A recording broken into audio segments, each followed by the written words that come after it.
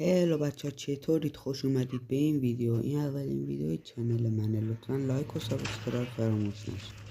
تو این ویدیو میخوایم اخبار سیزن 1 رو براتون به صورت خلاصه بگیم که درباره نحوه و تایم گرفتن لیجند ها و میتیک های سیزن آینده، صوفی های میتیک، آپگرید صدایفت میتیک رایگان، بتل پس سیزن 1 و بتل پس برگشتی و کلی اخبار دیگر رو براتون توضیح میدیم. پس در ادامه با ما همراه باشید.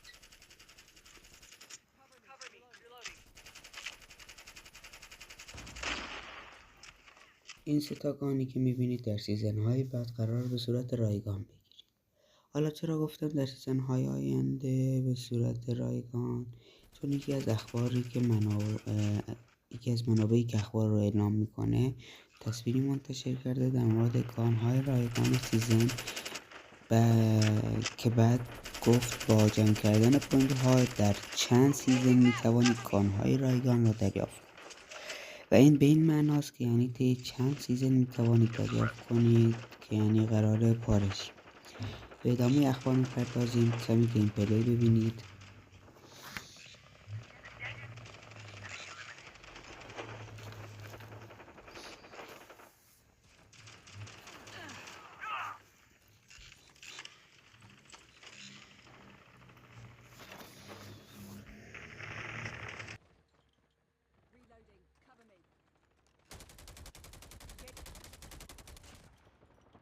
Reloading, cover me.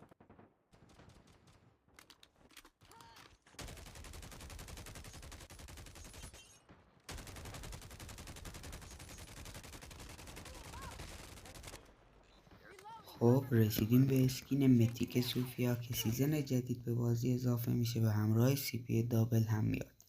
سیزن جدید کمای رد اسپرایت دوباره به بازی برمیگرده و پلیرها با انجام مأموریت ها میتوانند آن را دریافت کنند. خب رسیدیم به آپگرید 117 که عکسی منتشر شده از ردات لول 1 تا 3 117 که جلوتر عکس رو میبینید، ولی هنوز خبری در مورد نحوه آپگرید نیست. اینم عکس ردات. حالا کمی گیم پلی ببینید تا به ادامه اخبار برسیم.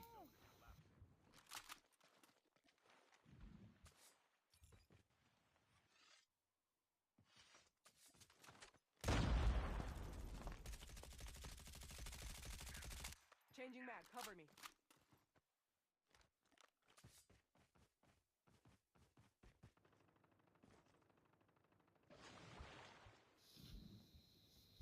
عکسی منتشر شده از گردونه گان جدید XM4 که در تصویر میبینید.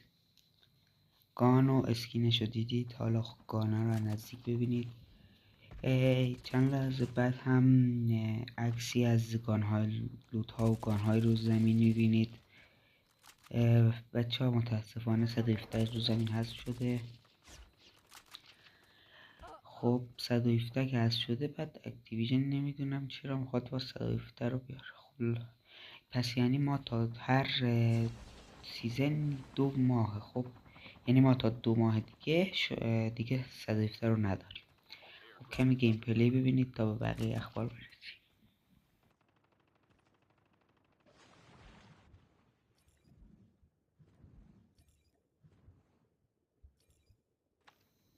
خب رسیدیم به بتل پس فصل یا سیزن جدید. بتل پس برگشتی هم اچس اسکلتیه. بچه ها اگه اچس اسکلتی رو ندارید حتما بگیرینش، چون دیگه باز تا 1 سال 2 سال دیگه بر نمیگرده. شاید هم بیشتر یا شاید هم کمتر، ولی ارزش داره، حتما بگیرینش. این بود از اخبار امروز.